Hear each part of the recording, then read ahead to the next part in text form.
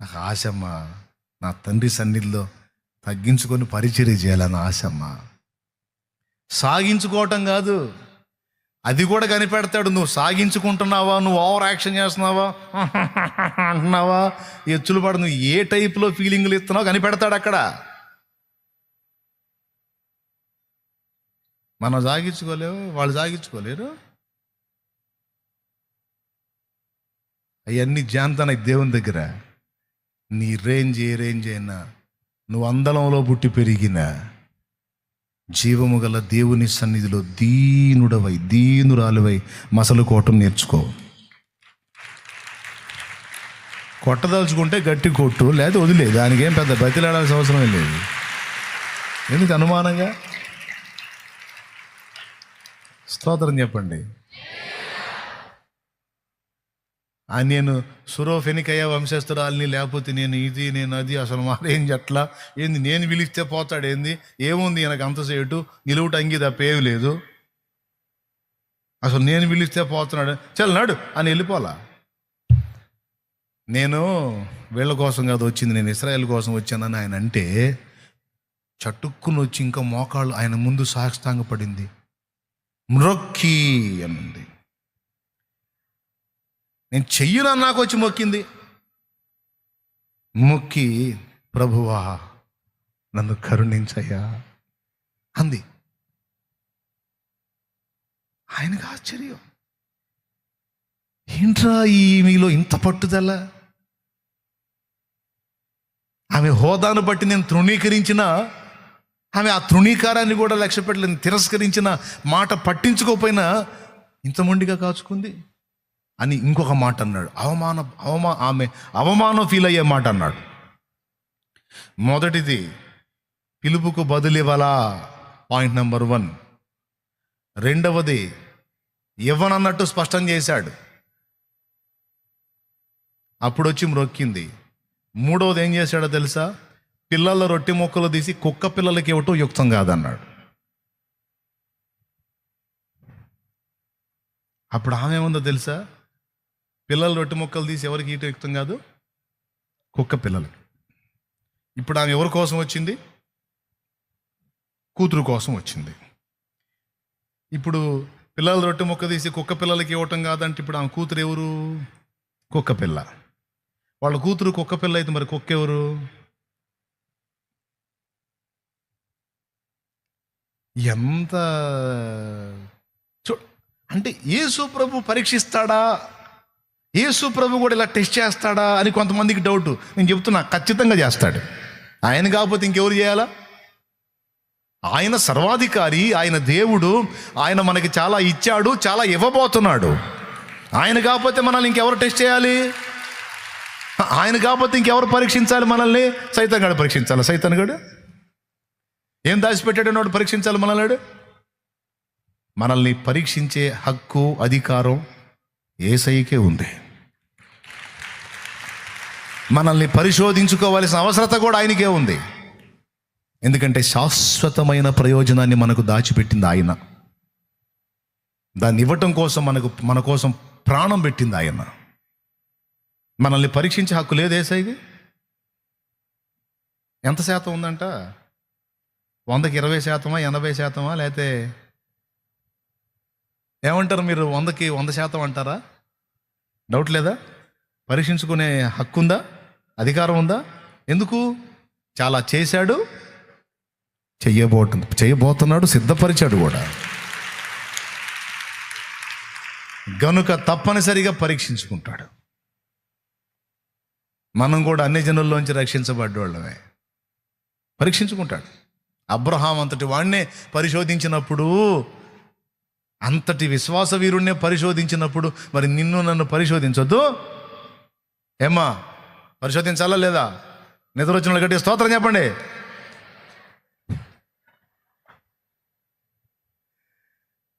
ఆయన పరిశోధిస్తే ఆమె పాస్ అయిందండి. పిల్లల రొట్టె ముక్కలు తీసి కుక్క పిల్లలకి వేయటం యుక్తం కాదన్నాడు. అంటే మీరు కుక్క పిల్లలు అంటాడు, అవమానంగా మాట్లాడాడు, అవమానపరిచినట్టు మాట్లాడాడు.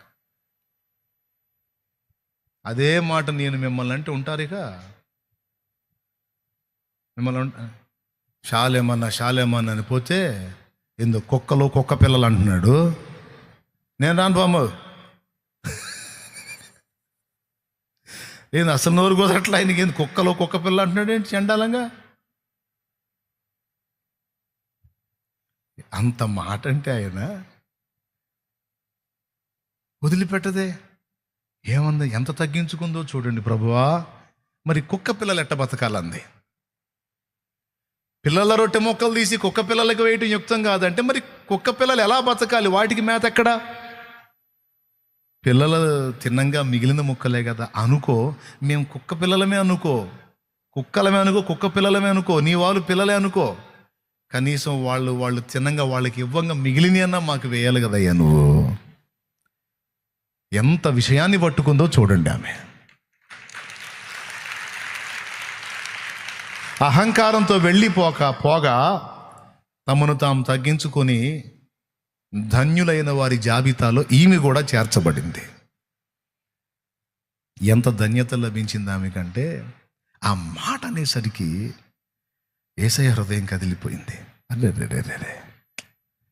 దీనురాలు, గర్వహృదయురాలు కాదా? 2 విషయాలు గుర్తుపెట్టుకో తమ్ముడు. నువ్వు దేవుని సన్నిధికి వచ్చి దేవుని దగ్గర కూర్చొని కొన్ని విషయాలను గురించి నువ్వు మొత్తుకున్నప్పుడు, మొర్ర పెట్టినప్పుడు దేవుడు వినిపించుకోనట్టు ఉంటే, నీకు ఆన్సర్ రాకుంటే దేవుడు వినలేదు అని నువ్వు అనుకోవద్దు. నీకు చెవులు ఇచ్చింది ఎవరు? వాటితో ఏం చేస్తావు? నువ్వు వింటావు. వినటానికి నీకు చెవులు ఇచ్చిన వాడికి వినపడదా? ఆమె కేకలు యేసుప్రభుకి వినపడలేదా?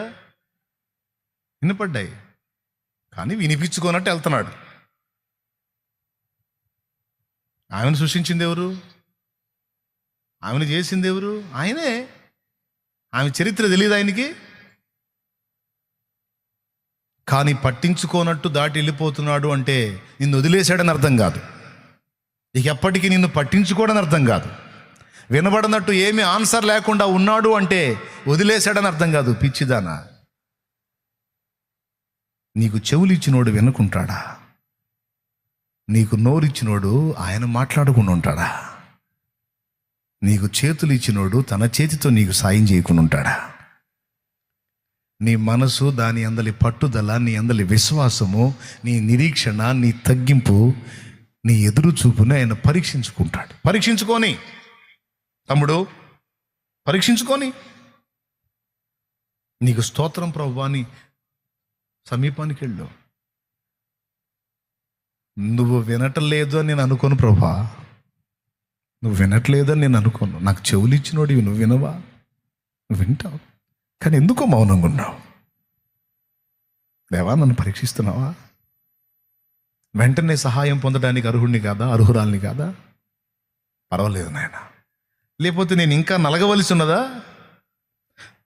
నా ఆర్తధ్వనులు ఇంకా నీ చెంతకు చేరవలసి ఉన్నదా?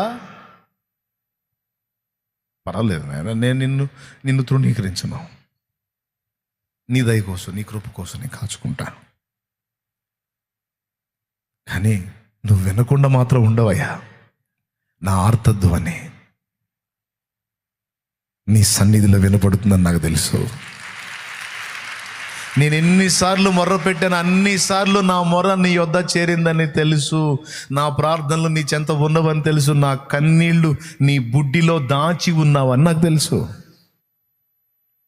ఎందుకంటే నేను పాపినై ఉన్నప్పుడే నన్ను ప్రేమించి ప్రాణం పెట్టినోడివి నువ్వు.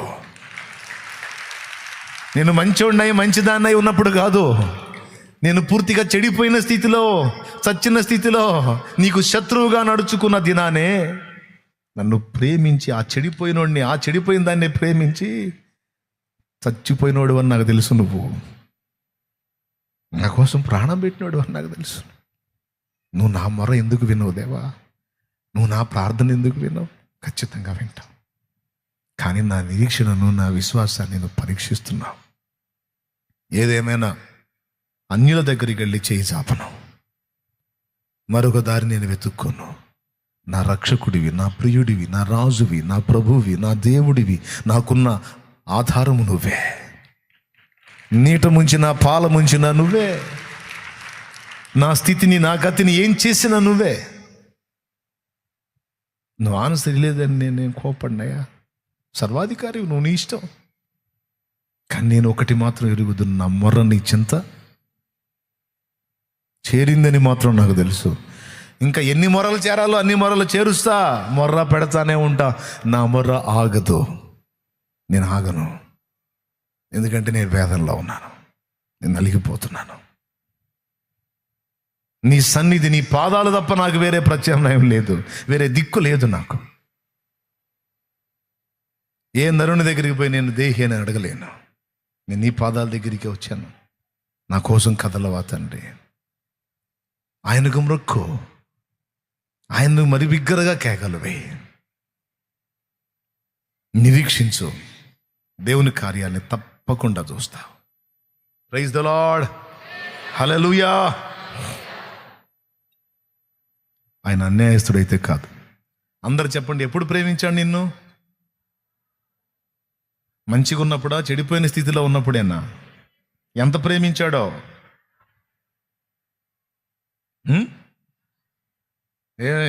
ఇంత డబ్బు మూట ఇస్తావనే అయ్యేం చేసుకుంటాడు ఆయన? లేకపోతే ఆయనకి ఏం తెగేస్తావని? ఎందుకంటే ఆ చేతులతోనే నిన్ను నిర్మించుకున్నాడు గనుక, ఆ చేతులతోనే నన్ను నిర్మించుకున్నాడు గనుక, మనల్ని నిర్మించుకున్నాడు, మనల్ని కన్నాడు గనుక అది కన్న ప్రేమ, అది మాతృ ప్రేమ, అది పితృ ప్రేమ. అందులో మార్పు ఉండదు.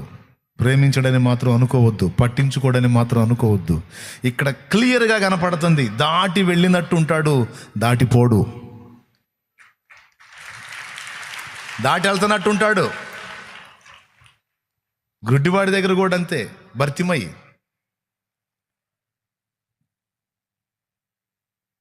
దావీదు కుమారుడా నన్ను కరుణించు అయ్యా అని కేకలేస్తుంటే చక చక చక చక వెళ్ళిపోతున్నాడు. ఇంకా పెద్దగా కేకలేసాడు. కేకలు మానలా. కొంతమంది వచ్చి అడుక్కునేవాడు కదా, ముష్టోడు కదా, ఏయ్ నర్మే ఏదో గౌ కేకలేస్తున్నా. మనుషులకి వాళ్ళు చెప్పిన మాట వినకపోతే అహం రేగిద్ది అహం. అందులో ముష్టోళ్ళ మీద బలి జాగిస్తారు ఒక్కొక్కళ్ళు, అడుక్కునేవాడు. ఎందుకంటే వీళ్ళు లేసే భిక్షతో వాళ్ళు బతకాలి కదా.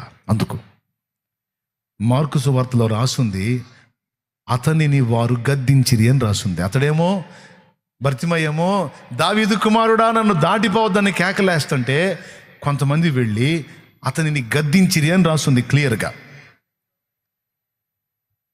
ఏమని గద్దించుంటారండి? ఫస్ట్ అరవా నోర్మై ఆయన వెళ్ళిపోయాడు, దూరం వెళ్ళాడులే అంటే వాళ్ళు చెప్పిన మాట విని ఆడు మౌనంగా ఉంటే వాళ్ళకి అవమానం లేదు. వాడేం చేశాడు తెలుసా? ఇంకా పెద్ద కేకలేశాడు, దావీదు కుమారుడా అయ్యా అయ్యా అయ్యా నీకోసమేనయ్యా ఎదురు చూస్తున్నాను, నన్ను దాటిపోతున్నావా అయ్యా ఉన్నాడని తెలియదా? నీకోసమే ఒకడు ఎదురు చూస్తున్నాడని తెలియదా? నీకోసం ఒక గుండె కొట్టుకుంటుందని తెలియదా? దావీదు కుమారుడా యేసు నీవు తప్ప నాకి లోకంలో ఎవరున్నారయ్యా, నీకు తప్ప నాలో ఎవరికి చోటే లేదయ్యా. దావీదు కుమారుడా నన్ను దాటిపోకయ్యా, నజరేతువాడ నన్ను విడిచిపోకయ్యా. దావీదు కుమారుడా నన్ను దాటిపోకయ్యా, నజరేతువాడ నన్ను విడిచిపోకయ్యా. నీవు తప్ప నాకి లోకంలో ఎవరున్నారయ్యా, నీకు తప్ప నాలో ఎవరికి చోటే లేదయ్యా. దేవునికి మహిమ. వాళ్ళు కోపగించుకుంటున్నారు. ఇప్పుడు ఆయన పోతున్నాడు, ఆడి బాధ ఏదో ఆడు అరుచుకుంటున్నాడు. వీళ్ళకి వచ్చిన బాధ ఏందండి? గద్దించారంట. ఎందుకంటే పరువు పోయింది. వీళ్ళు నోరు ముయ్యమన్నప్పుడు ఆడు ముయ్యల, వీళ్ళ అహం దెబ్బతింది. మీకు అర్థమైందా? చిన్నపిల్లల్ని కూడా మీరు గమనించండి, తండ్రులు ఒక్కోసారి అహానికి పోతారు, వాడిని రే నోర్మై అంటారు, వాడు ముయ్యడు, ఇంకొంచెం పెద్దగా ఏడుస్తాడు, అప్పుడు ఇతను అహం దెబ్బతింటది. ముయ్యమంటే ముయ్యని కొడతాడు. ఎందుకు? వాడు నోరు మూస్తే నా మనగాడు, ముయ్యకపోతే ఎదవైపోయాడు. ఏమన్నా అర్థమైందని నేను చెప్పింది? వాళ్ళు నోరు ముయ్యమన్నప్పుడు అతను మూసినట్లయితే వాళ్ళు మునగాళ్ళు, కానీ అతని బాధలు వాళ్ళకేం తెలుసు? వాళ్ళ కళ్ళు పోతాయి కదా వాళ్ళకి అర్థమయ్యేది. కేకలేస్తున్నాడు, మొత్తుకొని గోలగోల చేస్తున్నాడు, ఏమి వినిపించుకున్నాడు, చక చక చక చక వెళ్ళిపోతున్నాడు. అయ్యా ఏందయ్యా ఇంతమంది జనం పోతున్నారు, ఏందయ్యా అంటే నీకు తెలియదా నజరేయుడు యేసు ఈ మార్గాన పోతున్నాడు. అయ్యా యేసు, నజరేయుడని యేసు వేసాడు కేక. అయ్యా ఎంత దూరం వెళ్ళాడయ్యా? చాలా దూరం వెళ్ళాడా? దగ్గరలోనే ఉన్నాడంటే దూరం వెళ్ళిపోయాడయ్యా. నా కేక అన్నడా? వేసాడు కేక, దావీదు కుమారుడా నన్ను కరుణించు, దావీదు కుమారుడా నన్ను కరుణించు, పెద్ద పెద్ద పెద్ద పెద్దగా కేకలు వేసాడు. వాళ్ళు వచ్చి గద్దించారు, ఆయన ఎక్కడో వెళ్ళి చాలా దూరం వెళ్ళాడు, నువ్వు ఇక్కడ కేకలు ఎత్తున్నా. అబ్బా సోది, వాళ్ళకి సోది, వాంది ఆర్తధ్వని. నీకేం తెలుసురా నా బతుకు? వాని బాధ వాడిని వినిపించుకున్నట్టు వెళ్తున్నాడు, చక్క చక్క చక్క చక్క వెళ్తున్నాడు, కేకలాపలా వేస్తానే ఉన్నాడు. నీ కేకలు ఆగకూడదు. దేవుని సమాధానం నీవు పొందినంత వరకు నీ కేకలు ఆగకూడదు. దేవునికి స్తోత్రం కలుగును గాక. ఇంట్లో వాళ్ళ మీద కేకలేయొద్దు, మనుషుల మీద కేకలేయొద్దు, మనుషుల ముందుకు పోయి కేకలేయొద్దు. కొంతమందికి పరిస్థితులు మారక, ఒక దరి తెన్ను దొరక్క ఇంట్లో వాళ్ళ మీద ఒకళ్ళ మీద ఒకళ్ళు కేకలేసుకుంటుంటారు. ఈ కేకలు వేస్ట్. నువ్వు తేడా, నీ దరిద్రమే, నీ కొంప నువ్వే మా కొంపగా శనిలాగా పట్టావు, నువ్వు అట్ట దరిద్రం, నువ్వు ఇట్ట దరిద్రం అని ఒకళ్ళ మీద ఒకళ్ళు కేకలు వేసుకోవద్దు. ఎవరికి వాళ్ళు వ్యక్తిగతంగా ఆయన వైపు తిరిగి ఆయనను కేక వేయండి, ఆయనను కేక వేసి ఆయనను నిలయండి, ఆయన ఆపటం చేయండి. ఆపినాయి అట్లా పోతాడు కానీ పట్టించుకోనట్టు ఎట్లా పోతాడమ్మా?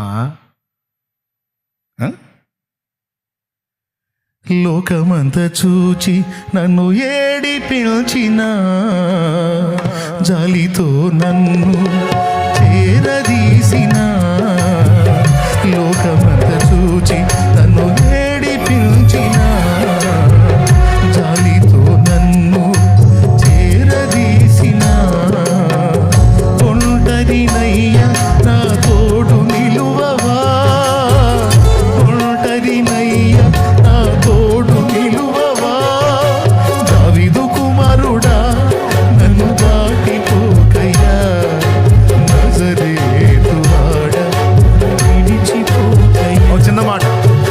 చిన్న మాట వీళ్ళు వచ్చి అతన్ని గద్దించకపోతే, చాలా మంది కళ్ళు తెరిచాడు, యేసు పోతున్నాడు, ఇది మనూరు కళ్ళు లేనోడు, ఇది గుడ్డోడు పాప అయ్యో అని ఆయన వెంట పరిగెత్తాలి కదా. ఎవడండి సాయం చేసేది? ఎవరికండి పట్టేది? ఎవరికండి మన కన్నీళ్ళు ఇంపుగా ఉండేది? ఎవరికండి మన కన్నీళ్లు చూసి గుండె గదిలేది? విసుగు. ఇప్పుడు ఆడి దగ్గరకు వచ్చి అన్నోరు ముప్పిపోతే, అరే పాప ఆయన బాగు చేస్తాడు కదా, బాగు చేసేవాడు నీకు పోగొట్టుకున్నాడు దరిద్రుడరే, కళ్ళు కనపడలేదు పాప, అయ్యో పాప అని పరిగెత్తాలా? యేసు వెంటబడి ప్రభువా ప్రభువా ప్రభువా అని పరిగెత్తి వెళ్ళి ఆయన నిలేసి ఆయన ఆపి నేను తీసుకెళ్ళా. ఎవడు సాయం చేశాడు? పోయేవాడి ముందు కర్ర అయితే అడ్డం పెడతారు, అరే గుడ్డడా అని అయితే అంటారు. ఆ రోడ్డు మీద తడవలు ఆడుకుంటూ పోతుంటే ఆ పశువులు ఏవో ఎదురుగా వచ్చి తగులుతూ ఉంటే ఆడు కింద పడతారు, పడ్డాడా నవ్వుకొని ఎగతాళి చేస్తారు. ఆడి గుంట ఏదో మెరకేదో అర్థం కాక ఆ తడవలు ఆడుతా తడుపు గుంటలో పడితే అరే ఇడు గుడ్డోడు పడ్డాడు ఎగతాళి చేస్తారు. అరే కనికరం వాడికి రా నాయన. చెప్పనా, నువ్వు ఏడిస్తే కొంతమందికి విసుగు తమ్ముడు, నువ్వు ఏడిస్తే కొంతమందికి చీదరమ్మా, నువ్వు ఏడిస్తే కొంతమందికి ఇబ్బంది. నీ ఏడుపును చూసి కనికరపడరు, గద్దిస్తూ ఉంటారు. నీ నోరు మూపియటానికి ట్రై చేస్తూ ఉంటారు. ఆ నోరు మూపియటం కాదు, అని పక్షంగా పోయి కేక వేయాలి. ఆ నోరు మూపియటం కదండి, పక్షంగా ప్రభువా అయ్యో పాపం గుడ్డోడయ్యా, అయ్యా గుడ్డోడని కేక వేయాలి. ఆ నోరు మూపిస్తున్నారు. వాళ్ళ మాటలు నిజంగా నోరు మూస్తే ఇక జీవితాంతం అదే బతుకులో ఉండేవాడు. కడుపులో మండింది వానికి కూడా, తెలియగలడు వాడు, తిక్కలోడు కాదు. కడుపులో మండిపోయి రే నా మీద జాలి పడేవాళ్ళరా మీరు, నా మీద కనికర పడేవాళ్ళ మీరా, ఆయన కళ్ళు లేనుండ్రా, ఆయన ఎక్కడున్నాడు నాకు తెలియదు, పుండ్రా ఇక్కడ ఒక జీవశవం ఉందని చెప్పండి రా, చావలేక బతకలేక జీవశవమై ఉన్నవాడు ఒకడు ఉన్నాడని చెప్పండి రా. మీరు ప్రేమ గలవాళ్ళు అయితే నా నోరు మూపిస్తారా?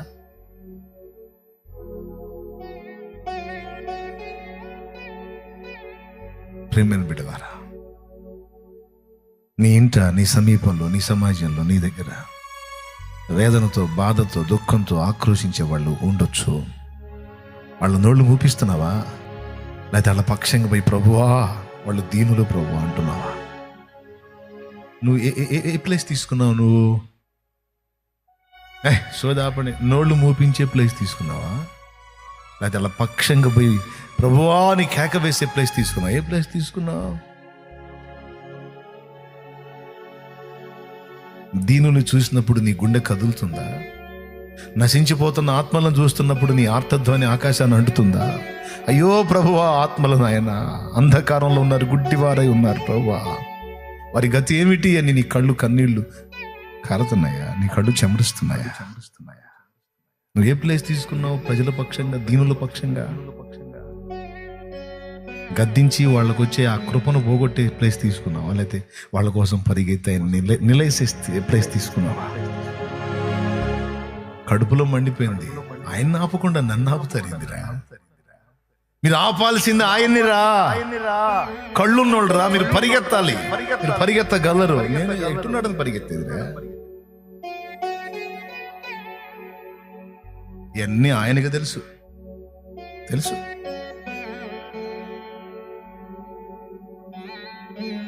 చక్క చక్క చక్క నడుస్తానే తక్కువని ఆగాడు.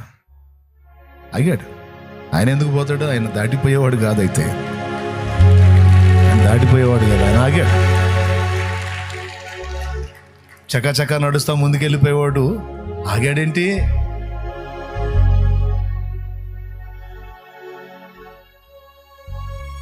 ఎప్పుడైతే ప్రభు ఆగాడో, ఆగి ఏం చేశాడు తెలుసా? యేసయ్య ఆగి ఏం చేశాడు తెలుసా? వానిని నా యొద్దకు తీసుకొని రండి అన్నాడు.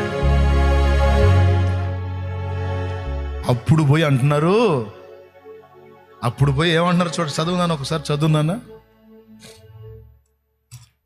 ధైర్యము తెచ్చుకొను. అబ్బాబాబాబాబాబాబా, ఎంత ఓదార్పు! ఎప్పుడు?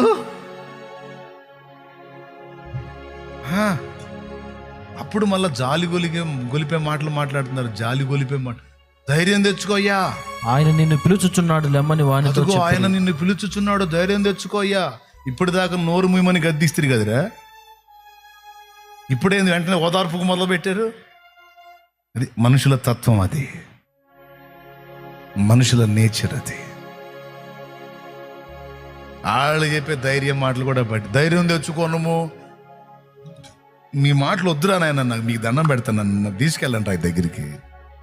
మీ గద్దింపులు వద్దు, మీ ఓదార్పులు వద్దు, ఆయన దగ్గర తీసుకెళ్ళండి రా.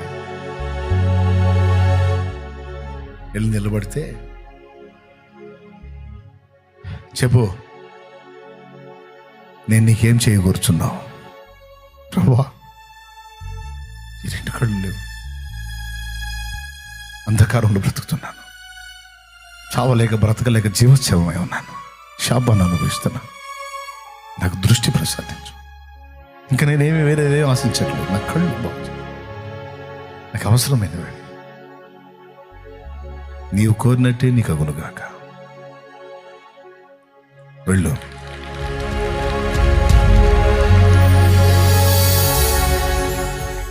రెండు అడుగులు వేసాడు, రెండు కళ్ళు కనపడ్డాయి, చూపు వచ్చేసింది.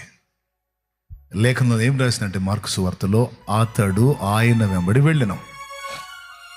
బాగుపడ్డాక ఇందాక మాట్లాడారు వాళ్ళ దగ్గర పోలా, యేసుతో కూడా వెళ్ళాడు. యేసుని వెంబడించడం మొదలు పెట్టాడు. దేవునికి స్తోత్రం కలుగును గాక. హల్లెలూయా. అందుకు వెళ్ళు, యేసు అంటున్నాడు, అందుకు యేసు నీవు వెళ్ళుమో, నీ విశ్వాసము నిన్ను స్వస్థపరిచిందని చెప్పాను. ఇక్కడ కూడా విశ్వాసాన్ని గురించే మాట్లాడాడు.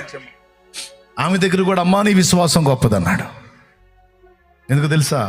వాళ్ళ పట్టుదల, వాళ్ళ మొండితనం, ఎవరిని లక్ష్య పెట్టని, అవమానాలను లక్ష్య పెట్టని, వ్యతిరేక స్వరాలను లక్ష్య పెట్టని వారి విశ్వాసం, వారి మొండితనం ఆయనకు నచ్చింది. ఇక్కడ మెచ్చుకున్నాడు, అక్కడ మెచ్చుకున్నాడు. ఆయనకి హృదయాలు తెలుసు, మనుషులకి ఏం తెలుసు? బ్రదర్రా, ఎంత జ్ఞానంగా ప్రవర్తించిందో చూడండి. నాకు తెలిసి అంత ఒక 5 నిమిషాల సన్నివేశం అది. నాకు తెలిసి ఒక 5 మినిట్స్ లేదా ఒక 10 నిమిషాల సన్నివేశం జరిగి ఉంటుందేమో. యేసు ప్రభుకి ఆమెకి జరిగిన మాటలతో మనం అంచనా వేస్తే, కానీ మన బ్రతుకాలానికి ఉపయోగపడేటువంటి ఒక మంచి విషయం, ఒక మంచి పాఠం అందులో ఉంది. సమస్యను గుర్తుపట్టడం, దానికి పరిష్కారం ఎక్కడుందో అంచనా వేయటం, ఆ పరిష్కారాన్ని ఇచ్చేటువంటి దేవుని పాదాల దగ్గరికి వచ్చి అతిశయాన్ని చూపి దాటి వెళ్ళకపోవటం, మొండికి పడి ఆయన వెంటాడటం, ముఖం మీదనే ఆయన తృణీకరించిన, తిరస్కరించిన, పట్టించుకున్నట్టుగా వ్యవహరించిన, మ్రొక్కి బ్రతిమాలుకోవటం దేవుణ్ణి ఆకర్షించింది. ఒక్కొక్క పాఠం ఉంది ఆమె దగ్గర. ఆమె చేసిన ప్రతి స్టెప్ ఒక పాఠమే, ఆమె చేసిన ప్రతి క్రియ ఒక పాఠమే. ఎందుకంటే నా ప్రభు ఆమెకి అక్కడ కూతుర్ని స్వస్థపరచడం కాదు, చరిత్ర పుటలలో, పరిశుద్ధ గ్రంథములో ఆమె స్టోరీ వచ్చేటట్టు చేశాడు.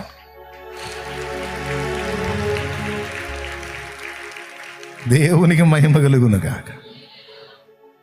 దాదాపు 2000 సంవత్సరాలుగా ఆమె చరిత్రని ధ్యానం చేస్తూనే ఉన్నారు.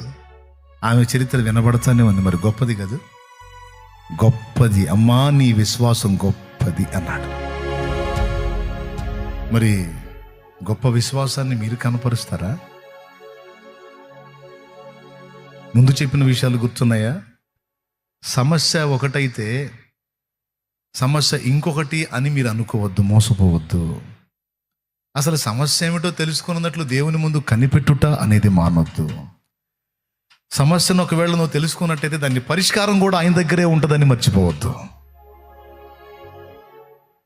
మూడవది, దేవుని సన్నిధికి వచ్చినప్పుడు, దేవుని ముందుకు వచ్చినప్పుడు అతిశయాలు ప్రదర్శించొద్దు. విజ్ఞాపనకు జవాబు రాలేదు అని వెనుక తిరగొద్దు. ఏమండి, ఇది మూడవదిగా చెప్పాను ఇందాక. ప్రార్థనకు జవాబు రాలేదు అని వెనుదిరగొద్దు, మానొద్దు. ఆయన నిన్ను పరీక్షిస్తుండొచ్చు, కనిపెడుతుండొచ్చు. నీ ఓర్పుని, నీ సహనాన్ని, నీ నిరీక్షణను, నీ విశ్వాసాన్ని పరీక్షిస్తుండొచ్చు. దానియేలు విశ్వాసం 21 దినం పరీక్షింపబడింది. అంటే అడ్డగింపబడింది. అక్కడ దేవుడు కూడా అబ్జర్వ్ చేస్తున్నాడు దానియేలు అసలు ఎంతవరకు ఉంటాడని. 21 రోజు దూత రాకపోతే అట్లనే ఉన్నాడు. ఆన్సర్ రాలేదులే, దేవుడు చెప్పదలుచుకోలేదేమో అని లేచి వెళ్ళి తన విధుల్లోకి వెళ్ళలా. తప్పకుండా దేవుడు జవాబిస్తాడు. ఏదో జరిగింది, నాకు దర్శనం చూపించిన దేవుడు దాని వివరణ చెప్పకుండా ఉంటాడా? ఇస్తాడు. మొత్తానికి దాని వివరణలో ఏదో మర్మం ఉంది, అది నాకు అందకుండా చేయడానికి శత్రువు కుట్ర చేస్తున్నాడు. నేను ఇప్పుడు ప్రార్థన, ఒకవేళ దానియేలు ప్రార్థన మాని లేచి వెళ్ళిపోయినట్టయితే దూత కిందకు వచ్చేవాడా, పైకి వెళ్ళిపోయేవాడు? మళ్ళీ మీరు చెప్పండి.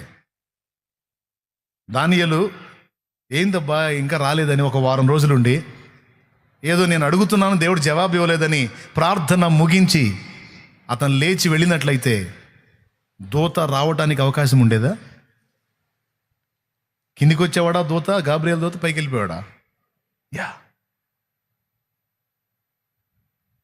దేవుడు గాబ్రియల్ని పంపించాడంటేనే అర్థం ఏంటో తెలుసా? ఆన్సర్ వచ్చిందాక దానియేలు లేవడని దేవుడికి తెలుసు. అది ఆయన ఇరుగును కదా. 21 రోజు కాదు, ఇంకా 14 రోజులైనా సరే కూర్చుంటాడు. మొండోడు మామూలుడు కాదు. దానియేలు అంటే నాకు బహుప్రియుడు.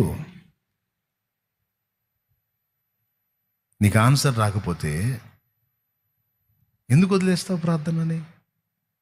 అలాగే చెప్తున్నాను, అన్ని విషయాల కోసం ప్రార్థన చేయటం ఉంది, ఒకే అంశం కోసం పోరాటం కూడా. అది దేవుని ముందు పెట్టి ఆ ఒకే విషయాన్ని సాధించేంత వరకు పట్టు వదలక ప్రార్థన. నీ పిల్లలది కానీ, నీ ఫ్యామిలీ ఏది, నీ ప్రయత్నాలు కానీ, తమ్ముడు నీది ఏదైనా సరే రోజు గోజాడు. ఇసుగు పుట్టాలి లేసైకి రోజు. నాకు తెలియదు దాని సంగతి తేల్చని కూర్చో. ఖచ్చితంగా నీకు అటో ఇటో తేల్చకపోతే అప్పుడు అడుగు. ఆయన ఉన్నవాడు, ఆయన సజీవుడు, ప్రార్థనకు జవాబు ఇచ్చేవాడు, ఖచ్చితంగా తెలుస్తాడు.